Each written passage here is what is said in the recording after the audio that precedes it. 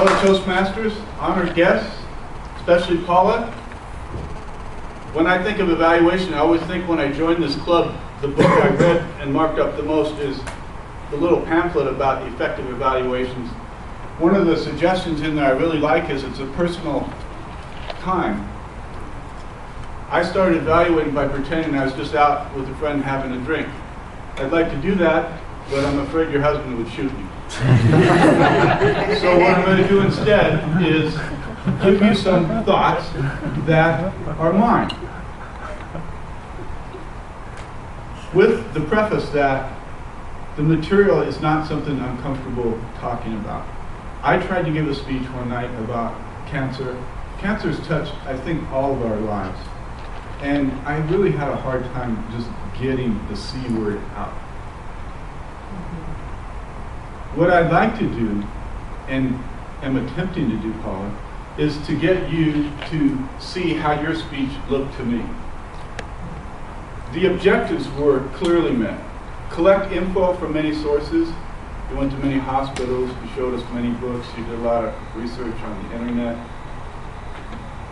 And support your points with facts and examples. You did that. So one of the ways that they say to evaluate is to evaluate by what you see, what you hear, what you think, and what you feel.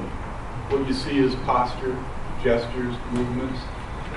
I can tell that you've done some professional training somewhere because you're so composed. You get up here. This position is a fight for many of us to get to. Just to stand and look relaxed. You look professionally dressed. Very pretty to look at, with a gorgeous smile. So when you come up here, even before you speak, you've got the audience on your side.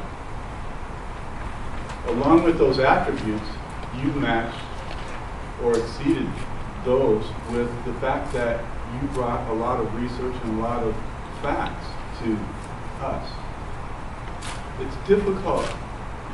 If you get into advanced manuals, you'll see when you try to present technical information, it's very difficult when you're in a diverse group. So one suggestion I would have is try to focus on one or two key points. I've seen you speak a number of times. I think this was your 7th speech. Tonight you kind of came up here and planted yourself. And because you weren't moving, your nervousness became a little more obvious.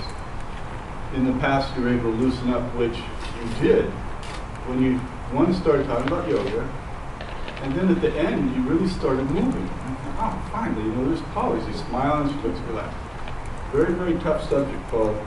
I think that you had an awesome opening. If you really want to become a good speaker, you have to master the opening gambit, or that opening. How do you do that? Yours was great. You told us about the shoulder pads and Blake, and it really loosened us up. We love your smile. We love to see when you're happy. When you leave, we always leave better off than when you come up here. Your message was great. And I look forward to your next speech.